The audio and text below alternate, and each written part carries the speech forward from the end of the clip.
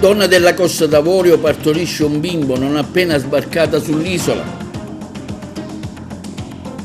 Continuano le prese di posizione sulla malasanità agrigentina, intervento alla Camera del parlamentare Ida Carmina e delle associazioni dei consumatori Adiconsum, Cittadinanza Attiva e Unione dei Consumatori. Mare Amico su una discarica abusiva, interviene in Contrada Ciotta. A Palermo i livelli di diossina superano di oltre 35 volte i valori normali. Siglata un'intesa dal notaio per la cessione della parte privata della Scala dei Turchi, a settembre l'atto notarile.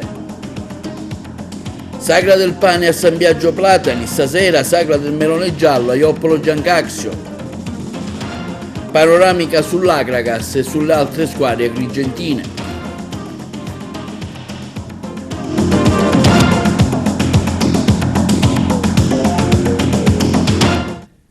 Benvenuti con l'appuntamento odierno di TV Notizia. Apriamo oggi il telegiornale con una notizia che viene da Lampedusa. Sbarca nell'isola e dopo qualche ora partorisce un bambino chiamato Eli, una donna della Costa d'Avorio aiutata dall'equipe medica del pool ambulatorio isolano.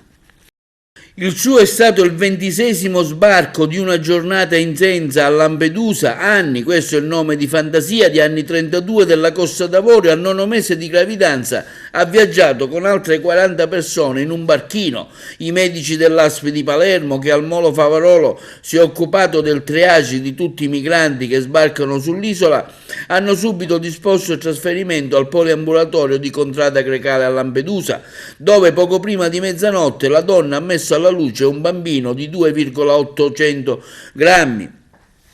Mamma e figlio, al quale è stato dato il nome di Eli, godono di ottima salute.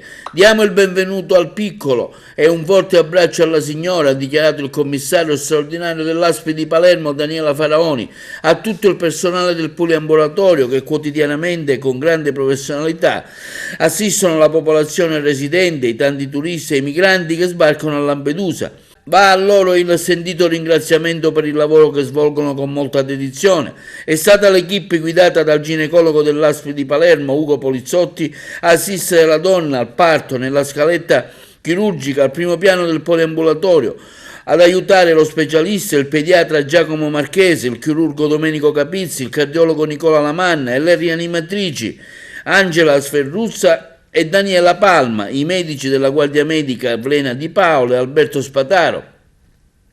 Abbiamo utilizzato la saletta chirurgica che avevamo attrezzato con kit sterile e kit da parto per un eventuale parto precipitoso e non trasferibile, ha spiegato il direttore del Dipartimento della Salute della Famiglia dell'ASP di Palermo, Giuseppe Canzone, che ha coordinato l'attività. La donna, la sua terza gravidanza, era alla 40ª settimana di gestazione, ormai in pieno travaglio, si è reso necessario farla partorire al poliambulatorio, dove l'equipe intervenuta con grande professionalità. È un evento straordinario e proprio per questi eventi ci eravamo preparati attrezzando la struttura già dotata del materiale necessario, un lettino chirurgico con il divaricatore e tra l'altro un ecografo di ultima generazione dedicato all'attività ostetrico-ginecologica.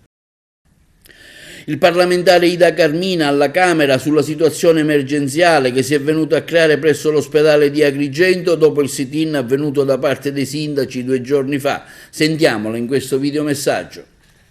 Grazie Presidente. Sono qui per denunciare la situazione gravissima della sanità in provincia di Agrigento, in cui si è dimesso il primario del pronto soccorso già fortemente in sotto-organico, soltanto 6 medici per 4.500 accessi al mese e l'assistenza a tutti i migranti provenienti da Lampedusa, perché è il nosocomio più vicino. Di recente è stato nominato al suo posto il primario, senza aumentare l'organico, il primario di cardiologia d'emergenza. Quindi in realtà si dimezza la possibilità di assistenza. In buona sostanza non vengono ad Agrigento assicurati i livelli minimi di prestazione in merito al diritto alla salute dei cittadini, che è anche diritto alla vita.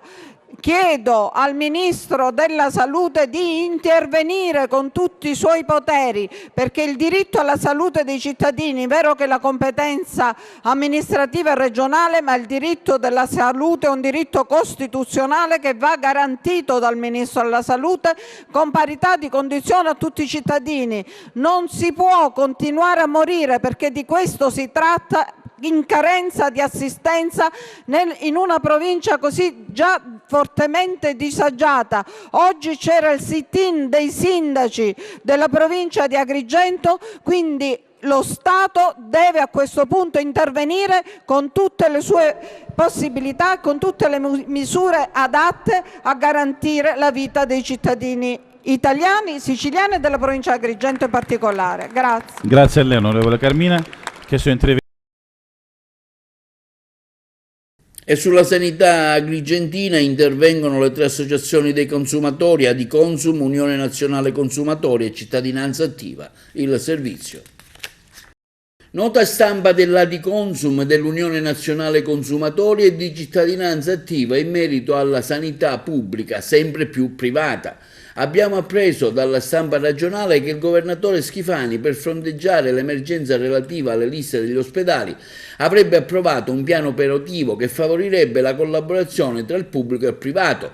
Il documento predisposto dall'assessorato alla salute delinea una strategia di intervento per smaltire nel più breve tempo possibile le prestazioni in sospeso. Le risorse finanziarie messe a disposizione ammontano complessivamente a 48,5 milioni di euro. È previsto anche il coinvolgimento di strutture specialistiche private convenzionate a supporto del sistema sanitario pubblico per garantire ai siciliani l'inalienabile diritto alla tutela della salute e soprattutto in tempi ragionevoli. Il piano valorizzerebbe la cooperazione tra pubblico e privato per aumentare l'efficienza della rete assistenziale. Ad una più attenta lettura, affermano le 3 associazioni di consumatori, anziché potenziare le strutture pubbliche attraverso l'acquisto di macchinari di ultima generazione, aumentando negli ospedali la dotazione di quanti più medici sia possibile, incentivando a ritornare nella nostra città i medici siciliani che hanno fatto carriera trasferendosi al nord o all'estero, utilizzando i fondi del PNRR per progettare e realizzare gli ospedali di comunità. Di contro si preferisce tale piano come pianificato disegno clientelare, dirotterebbe così alle strutture private proprio quei fondi previsti per gli ospedali già carenti e messi a dura prova dal deficit di carenza di personale. Tutto ciò, per le associazioni di consumatori, è in netto contrasto con il diritto dei cittadini alla cura e alla salute, come previsto dall'articolo 32 della Costituzione. Forse al governatore Schifani sfugge il fatto che tutte le regioni devono garantire ai propri assistiti prestazioni e servizi inclusi nei LEA, livelli essenziali di assistenza.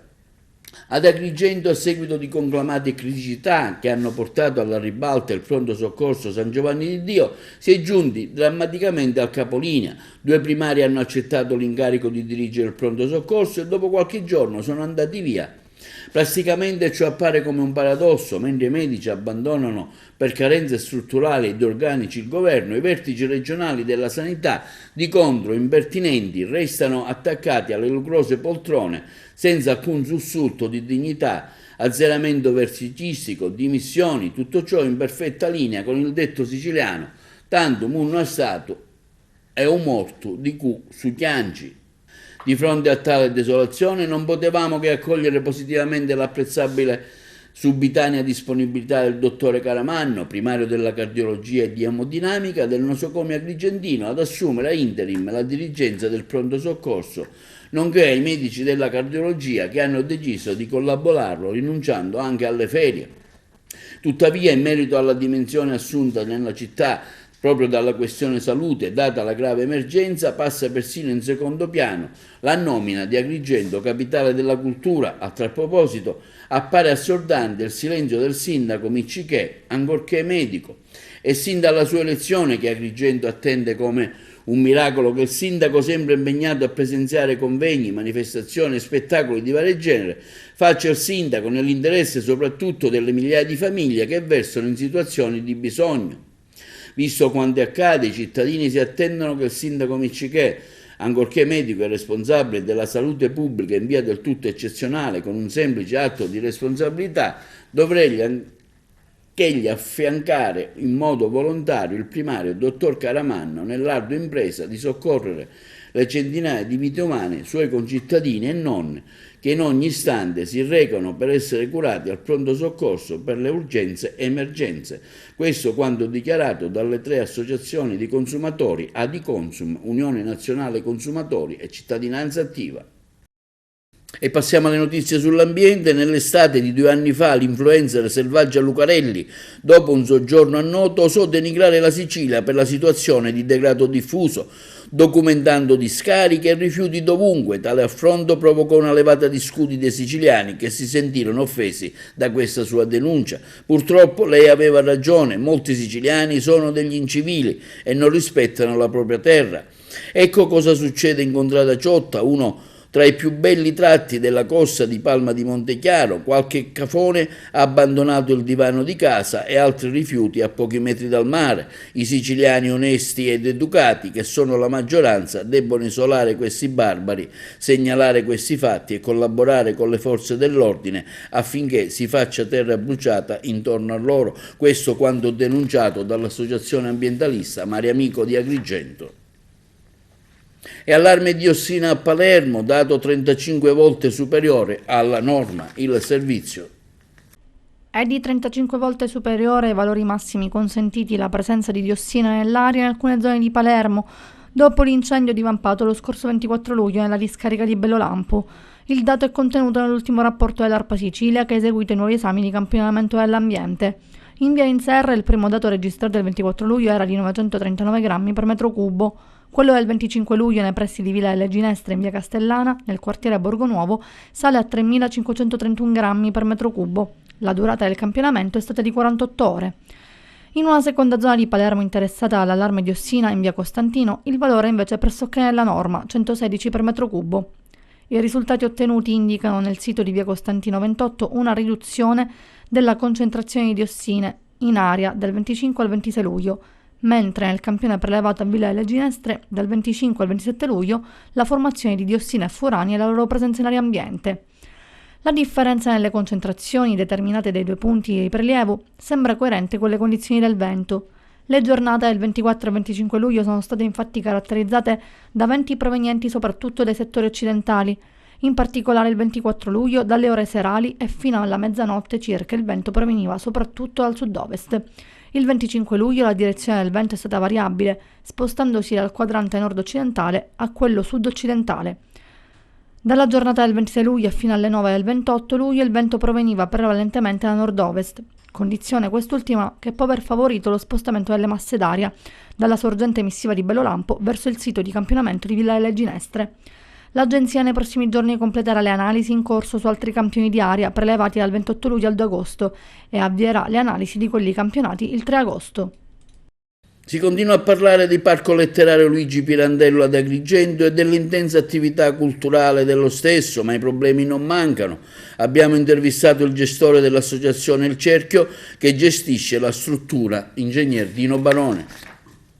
Siamo con l'ingegnere Dino Barone, responsabile del Parco Letterario, un parco letterario che da qualche giorno è al centro dell'attenzione mediatica. Quali sono le novità del Parco Letterario? C'erano delle difficoltà, mi ricordo nella precedente intervista che stavano tagliando la luce. Insomma, quale sarà il futuro del parco e se effettivamente i soci che costituiscono il Consiglio del Parco faranno qualcosa per mantenere in vita anche economicamente la struttura.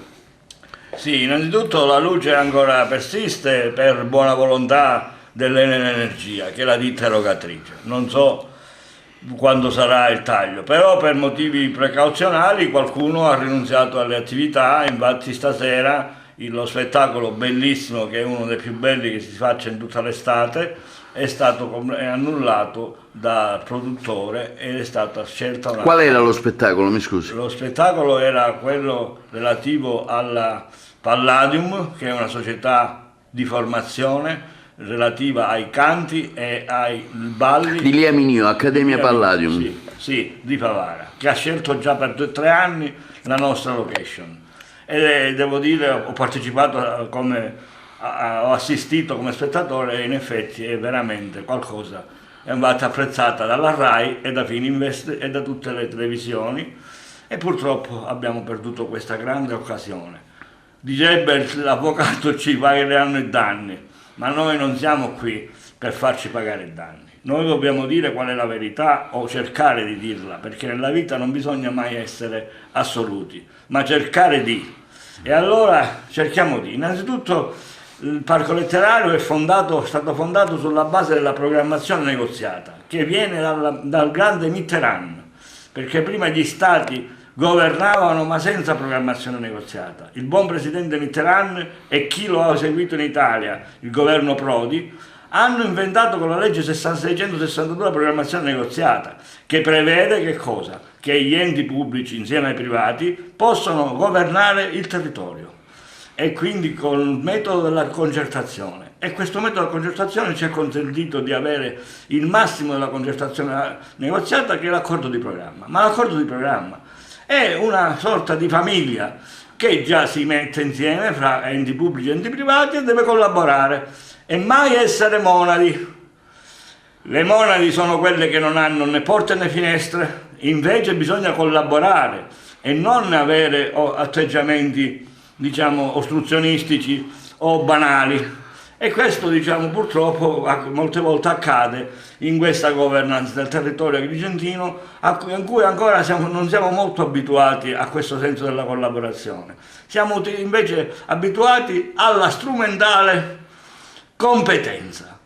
La programmazione negoziata non prevede la strumentale competenza, tutti devono saper fare tutto e devono collaborare e mai dire non è di mia competenza. Ecco la grande novità della programmazione negoziata. Quindi anche per Agrigento Capitale, di cui noi siamo per ora solamente, chiamiamola alla pagina 9 del dossier che è stato approvato anche dalla Presidente Meloni, diciamo, figuriamo come soggetti sostenitori, anche questo deve essere realizzato subito. A proposito, devo dire due cose importanti. Se la sede dell'ufficio ancora non è pronta, egregio signor Sindaco, egregio Assessore, egregio Professore Albergoni, noi offriamo gratuitamente, come è stato per la pandemia, che abbiamo offerto 2 anni il piazzale, ma non all'aperto sicuramente, ora lo dobbiamo offrire, lo spazio per l'ufficio temporaneo per la fondazione nuova che sta per essere realizzata, la Fondazione Agrigento Capitale.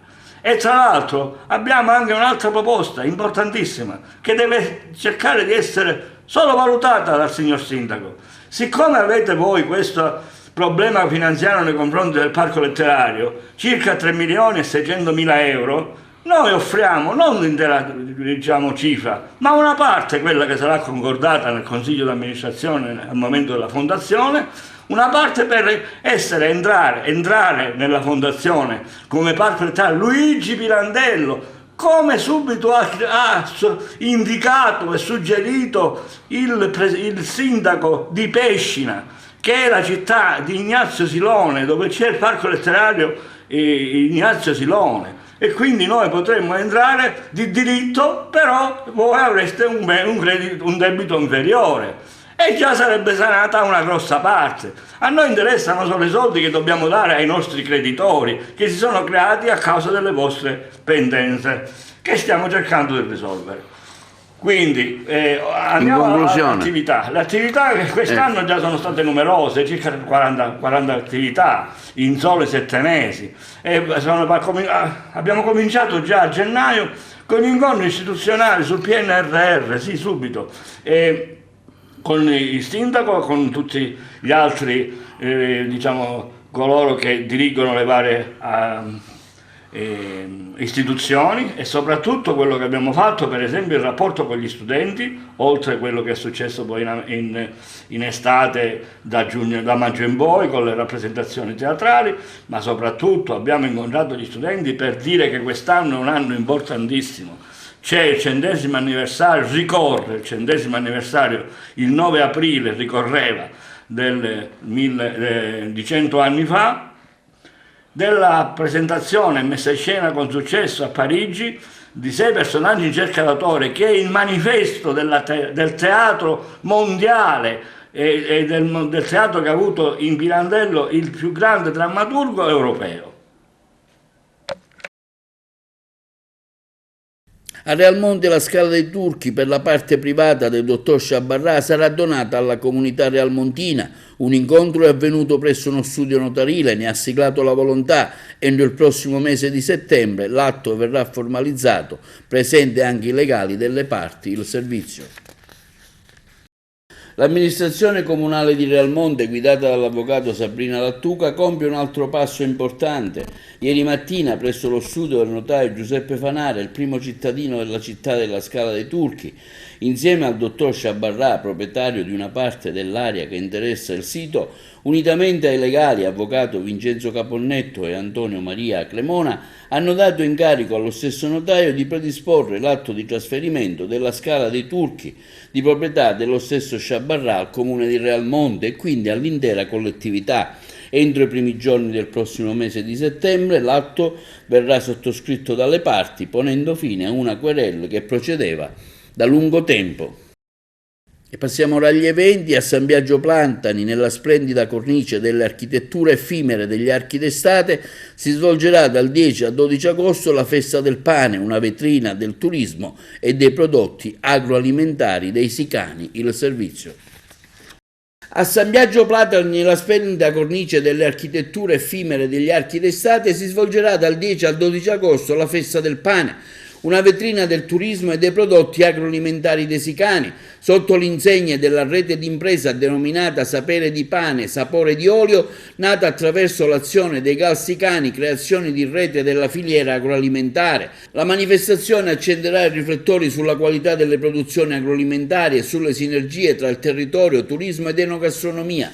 Il paese si animerà a partire dalle ore 21 di giovedì 10 agosto con l'inaugurazione della manifestazione, quindi alle 21:30 la mostra mercato dei prodotti tipici locali e durante la serata sarà proposta anche una degustazione dei prodotti tipici sicani con la cultura degli archi di Pasqua e l'olio. L'evento sarà animato dalla street band Gli Ottoni Sicani. Venerdì 11 agosto, parallelamente alla mostra mercato dei prodotti tipici locali, sarà proposto il laboratorio dimostrativo Mani in Pasta. Le maestranze realizzano il pane artistico degli archi di Pasqua, quindi uno show cooking con la preparazione dei piatti tipici locali che vede la partecipazione dello chef Alain Mangione del Caruso Restaurant e la successiva degustazione delle pietanze proposte. Quindi sabato 12 agosto alle ore 21:30, durante la mostra mercato dei prodotti tipici locali, sarà organizzato un seminario dal titolo Un fiume di olio, riflessioni sull'olioturismo, gli oli del platano in gara. Durante la serata, allietata da Nino Manto, con l'evento Musica in Piazza, sarà altresì proposta una degustazione dei prodotti del paniere sicano, con degustazione di guastelli e ricotta, guastelli e olio, torte con farina di grani antichi. Durante le 3 giornate sarà altresì possibile visitare le installazioni artistiche degli archi d'estate, esposte lungo il corso Umberto dal 10 al 30 agosto. Le installazioni reintroducono alcuni elementi: mosaici di legumi, quadri di pane, lampadari, datteri di pasta, pannelli, insalici e canne intrecciate, raffiguranti portali e navate di chiesa. E sempre in tema di eventi, questa sera al via la prima dei 2 giorni che si terrà a Ioppolo Giancaxio della Sagra del Melone Giallo, previste degustazioni e prodotti tipici, animazione musicale con il gruppo Style, con gli artisti di strada e le esibizioni del gruppo Gergent e del duo Terra Natia. Presentato il programma dei treni storici in Sicilia, un'intensa attività che va dal mese di agosto a dicembre. Sentiamo in merito l'assessore al turismo Elvira Amata. Ritornano i treni storici, saranno 51 e percorreranno diverse tratte della Sicilia occidentale e della Sicilia orientale, questi meravigliosi treni storici che daranno l'opportunità al nostro viaggiatore di essere immerso in quella bellezza naturale che offre la nostra isola, e non solo. Attraverso i treni storici raccontiamo la storia, la cultura, le tradizioni della nostra bellissima isola e diamo anche la possibilità di assaporare quei prodotti, la nostra enogastronomia che certamente resteranno nel cuore e nella mente dei nostri viaggiatori. È una Sicilia dotata da più di un secolo di una rete capillare di binari che la ricamano dalle coste al suo interno, e quindi è naturale che il turismo ferroviario venga qui con treni storici restaurati a disposizione di un turista che cerca l'esperienza e soprattutto le zone meno frequentate della Trinacria. Treni che erano i treni dei nostri nonni, treni a trazione elettrica, quindi sostenibili, ma sono i treni della ricostruzione, come questo bagagliaio portavigi, oppure le mitiche 100 porte, una porta per ogni compartimento, ancora con le panche in legno, ma il finestrino apribile. Cioè tramite questo finestrino noi vediamo la Sicilia come non l'abbiamo mai vista. E passiamo ora al reddito di cittadinanza. Continuano le proteste nel capoluogo isolano. Sentiamo le ultime novità da Palermo. Uno sportello informativo per gli ex percettori del reddito di cittadinanza sarà attivo dal lunedì prossimo al Centro per l'Impiego in via Praga a Palermo. L'ufficio, coordinato dalla dirigente Salvatrice Rizzo, sarà aperto al pubblico tutti i giorni, dal lunedì al venerdì, dalle 9 alle 12, e avrà il compito di fornire informazioni precise ai cittadini. Continuiamo a seguire costantemente la vicenda che riguarda gli ex percettori del reddito di cittadinanza, ha detto l'assessore alla famiglia, alle politiche sociali e al lavoro Nuccia Albano, che ha promosso l'iniziativa. Durante le ultime riunioni è emersa la necessità di attivare uno strumento informativo con personale qualificato per aiutare le tante persone in difficoltà in questa fase di transizione. In pochissimo tempo gli uffici del Centro per l'Impiego sono stati in grado di allestirlo.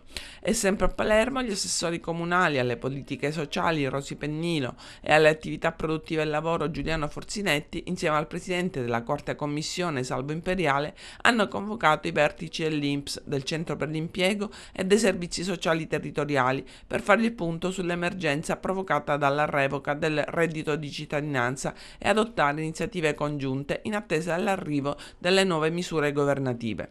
Al termine della riunione è stata poi accolta una delegazione di manifestanti che ieri si era recata alla sede dell'assessorato alle politiche sociali. Alla delegazione è stato chiarito l'intendimento del provvedimento nazionale e sono state espresse le rassicurazioni sull'impegno dell'amministrazione comunale ed in particolare dei servizi sociali. Questi infatti stanno già lavorando per la presa in carico delle loro istanze, peraltro esistono già forme di aiuto a sostegno dei cittadini bisognosi e misure idonee per poter garantire loro un percorso formativo e di inserimento professionale. E l'agrigentino Joseph Zambito è stato eletto alla presidenza di Unicoop di Caltanissetta, il servizio. Eletto per acclamazione alla guida di Unicoop Caltanissetta dall'Assemblea delle Cooperative nel contesto della celebrazione del quarto congresso provinciale, Joseph Zambito, alla presenza del presidente e del vicepresidente di Unicoop Sicilia, Felice Coppolino, ed Eleonora Contarino, del direttore regionale Anna Maria Di Vanni, si sono svolti i lavori congressuali, cui ha partecipato anche la consigliera Angela Caruso, che ha portato i saluti del sindaco del capoluogo nisseno. Grande la soddisfazione per il risultato congressuale ottenuto, dichiara il presidente di Unicoop Sicilia Felice Coppolino. Notevole la partecipazione delle cooperative aderenti, a dimostrazione della forza di Unicoop nella provincia nissena. È stato eletto il presidente Joseph Zambito, bravo e capace imprenditore. Presentata una proposta di legge sull'oblio oncologico approvata all'unanimità alla Camera. L'approvazione è stata accolta con un applauso. Previene le discriminazioni e tutela i diritti delle persone che hanno avuto il cancro. Finalmente approda in aula alla Camera la mia proposta di legge sull'oblio oncologico, una legge che vuole cancellare una vera e propria discriminazione. Oggi nel nostro paese chi è guarito definitivamente da una malattia oncologica non ha gli stessi diritti delle altre persone.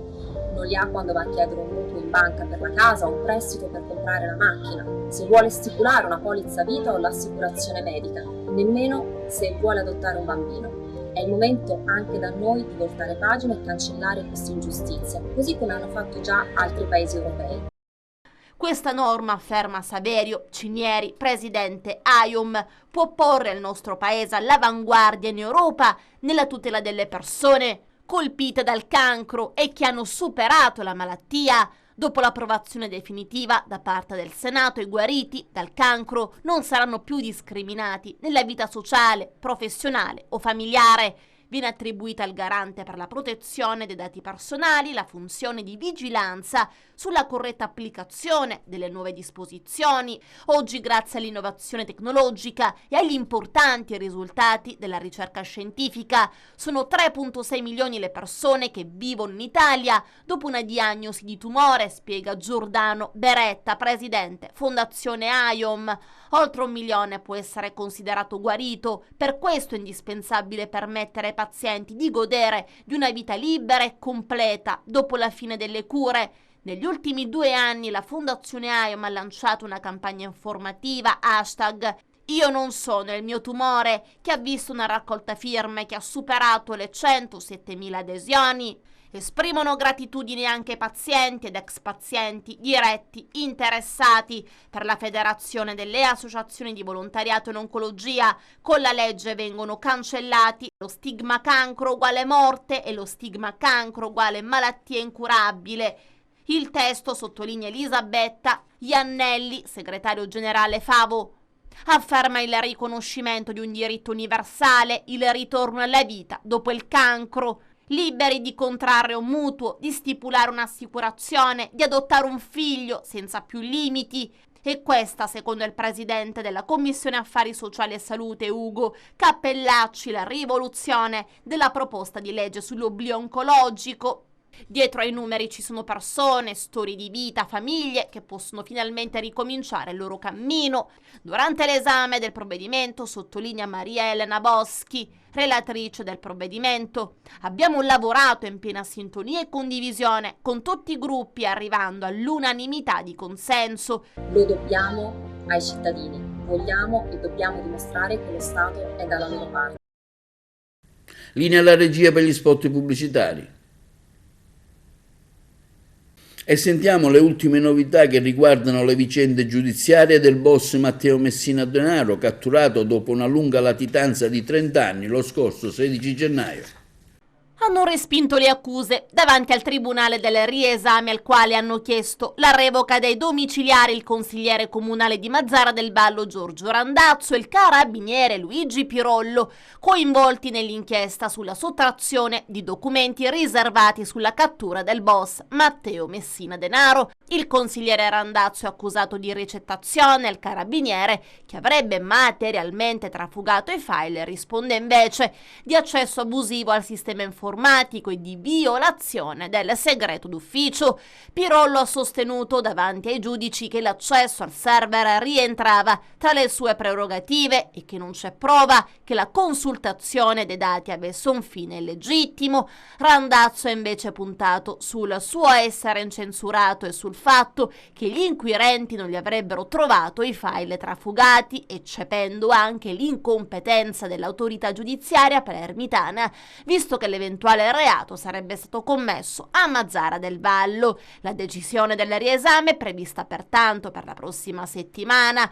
A rappresentare l'accusa ci fu il PM della DDA Piero Padova. Randazzo, secondo la ricostruzione della procura, avrebbe agito in concorso con il carabiniere Pirollo, trafugando ben 786 file riservati con informazioni delicatissime sulle indagini che riguardano il capomafia. Il consigliere e il militare avrebbero pertanto proposto poi l'affare a Corona, promettendo gli scoop clamorosi in cambio di 50.000 euro. Il fotografo, che è indagato per ricettazione, al quale sono stati sequestrati PC e cellulare, li ha indirizzati però da Pisto, direttore di un quotidiano online. Il giornalista, dopo aver dato un'occhiata al materiale e compreso che si trattava di file top secret, ha denunciato tutto. Pirollo, anche lui ai domiciliari, ha già sostenuto il suo primo interrogatorio.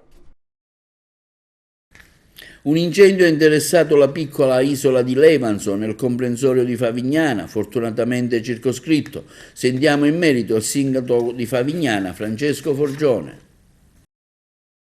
Un importante incendio ha rischiato di compromettere uno dei luoghi più belli del nostro arcipelago, la pineta di Levanzo. Io voglio ringraziare il coordinatore provinciale della Protezione Civile Antonio Parrinello per il pronto intervento, il nucleo, il presidio dei vigili del fuoco a Favignana, con i quali ci siamo recati stamattina subito nell'immediato scoppio dell'incendio a Levanzo grazie a un mezzo dell'area marina protetta e anche l'intervento della prefettura per il Canaider e i carabinieri che sono stati presenti con noi a Levanzo durante le operazioni di spegnimento. Sono intervenuti bonificando l'area i forestali inviati anch'essi da Trapani e dalla Protezione Civile. È stato un intervento importante e va ringraziata anche quella parte di cittadini di Levanzo che si sono prodigati assieme a tutte le altre forze preposte, le istituzioni preposte, a bloccare l'incendio. Speriamo che ciò non accada più, perché qualora si fosse propagato senza l'intervento del Canaider avremmo compromesso uno dei posti più belli, la pineta di Levanzo, del nostro arcipelago. E per la costruzione del nuovo Palazzo di Giustizia a Messina il Consiglio Comunale dice sì, il servizio. Sempre più vicina a Messina la realizzazione del secondo Palazzo di Giustizia. Il Consiglio Comunale ha approvato con 25 voti favorevoli su 25 presenti la delibera numero 244 del 28 luglio scorso, che prevede l'acquisizione dei 2 immobili da destinare alla struttura. Si tratta degli edifici dell'ex sede del Banco di Roma e della Cassa Centrale di Risparmio. È un risultato epocale su una questione risolta da 30 anni. Grande soddisfazione del sindaco Basile, che ha ringraziato i consiglieri. Avere avuto 25 sì su 25 presenti, ha detto, mi riempie di orgoglio. Lo dico da tempo e lo ridico. Mi auguro che questo Consiglio Comunale possa continuare con questo spirito a portare avanti diverse cose. Spero ci sia sempre questa serenità e questa collaborazione. C'erano tutte una serie di criticità che abbiamo via via rilevato e queste, nei vari tavoli a cui abbiamo partecipato, sono state risolte, ha aggiunto il vice sindaco Salvatore Mondello. Ad illustrare gli aspetti tecnici l'assessore al patrimonio Roberto Cicala, che spiega: nel bando abbiamo specificato che la società che ci proponeva gli immobili si doveva impegnare ad adeguarla alla destinazione d'uso finale per consegnarla nel modo giusto. La consegna è stata prospettata in 14 mesi dal momento dell'ok, con il completamento della compravendita. La prima parte l'acconto la daremo subito, mentre l'altra parte in base all'evoluzione dei lavori, in base a cosa ci dirà una terza parte che vigilerà sui lavori. Il pagamento è fatto con 2 mutui, uno di 12 milioni e uno successivo di 5 milioni e mezzo, per un totale di circa 17 milioni e mezzo. La prima quota, che negli anni 90 era di 24 miliardi di lire, era già stata in parte devoluta, quindi nella delibera la cifra è diversa per questo. Sembra quasi una coincidenza, ma giorno 1 agosto arriva la risposta positiva della Corte dei Conti, giorno 2 agosto andiamo in Consiglio Comunale con la delibera per l'acquisizione del secondo Palazzo di Giustizia. Parliamo di due date a questo punto storiche che cambiano sicuramente il volto della città. Da una parte una solidità finanziaria certificata, dall'altro portiamo a casa un risultato che è fermo dal 1995. Era il 1995 quando Cassa Depositi e Prestiti ha erogato un mutuo al Comune di Messina per costruire il Palazzo Giustizia. Siamo nel 2023 e grazie appunto alle attività che sono state fatte dal 2018 in avanti siamo riusciti a portare a casa un risultato storico per la città, ma soprattutto per tutto il sistema che riguarda la giustizia. E passiamo ora allo sport. Per le notizie sportive sentiamo Carmelo Lentini sulle ultime novità in casa Acregas. Calcio d'estate in attesa dell'inizio ufficiale della stagione, durante il quale tutti i club ne approfittano per effettuare delle sedute congiunte di allenamento per poter entrare nella forma migliore possibile. Come nel nostro caso, l'Acregas, dopo quasi una decina di doppie sedute con pesanti carichi di lavoro, questo sabato pomeriggio scenderà in campo con i cugini del San Giovanni Gemini del tecnico Renato Maggio. Questo per poter assaggiare il livello di condizione fisica raggiunto. Il trainer Marco Coppa avrà modo di poter constatare la forma di ogni singolo calciatore a sua disposizione. Prima della pausa agostana, il team acregantino scenderà in campo, sempre all'Esteneto, un altro paio di volte per altrettanti allenamenti congiunti, come preannunciato dalla stessa società. Infatti ci sarà il Camarat mercoledì 9 agosto e quindi il Gela sabato 12. Ma ci sono novità di rilievo in casa del Gigante, che ha registrato un ritorno e un arrivo pesante, con quest'ultimo che va ad arricchire la già forte rosa biancazzurra. Per quanto riguarda la prima novità, il patrono Giuseppe Deni ha affidato il ruolo di direttore sportivo all'esperto Giuseppe Cammarata, la scorsa stagione in Lega Pro con l'Imolese. Chiarita qualche incomprensione con la locale tifoseria, avvenuta qualche tempo addietro, e dopo un salutare faccia a faccia con la stessa, Cammarata si è messo a disposizione della società ed assieme a Santo Russo, responsabile dell'area tecnica, hanno pescato un'ulteriore pedina che va ad arricchire il reparto arretrato. Un colpo ad effetto inatteso ma molto gradito per la forte esperienza del diretto interessato. Stiamo parlando di Marco Rossi, classe 87, ex Parma, Sampdoria, Bari, Cesena, sempre nella massima serie, e poi Perugia, Varese, Reggina in Serie B.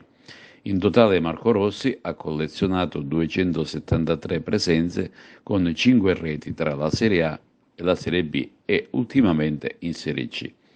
Adesso all'appello per completare il mosaico, per come preannunciato più volte dalla società, dovrebbe aggregarsi il giapponese Takayuki Morimoto, soprannominato Banzai.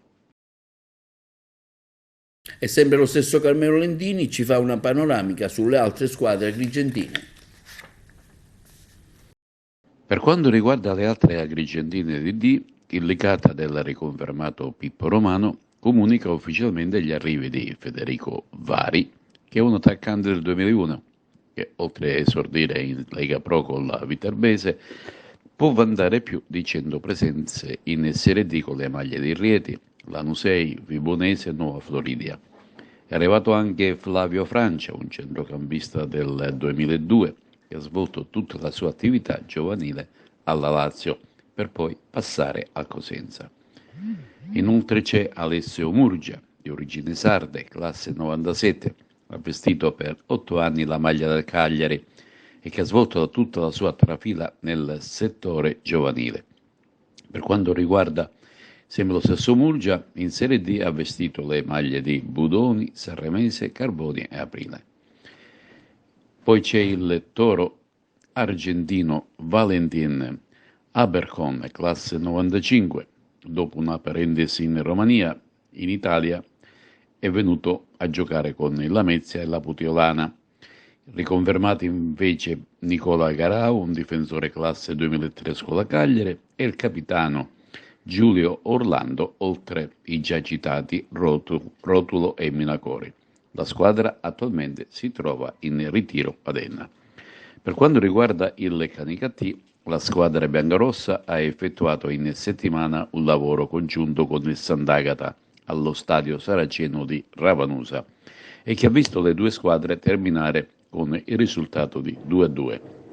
Intanto la compagine canicattinese, affidata nuovamente all'esperto Orazio Pidatella, rafforza il proprio organico con l'arrivo di Carlo Donofrio, attaccante classe 2004, cresciuto nelle giovanili del Pavia. Lo scorso anno il napoletano Donofrio si è messo in evidenza in eccellenza girone B con la maglia dello Ionica. Il cileno Sebastián Andrés Meneses è un attaccante del 98, alto 1,80 m, anche lui si è aggregato praticamente al Canicattì. Ha una positiva esperienza con la maglia del Martina Franga. E concludiamo con una notizia di categoria, con la prima categoria. L'Aragona ha affidato il ruolo di direttore sportivo ad una vecchia conoscenza del calcio agrigentino. Si tratta di Luigi Di Benedetto, per tanti anni in forza all'Agrigas. Bene, questo è tutto per il TG di oggi, vi diamo appuntamento alle prossime edizioni, augurandovi un buon fine settimana.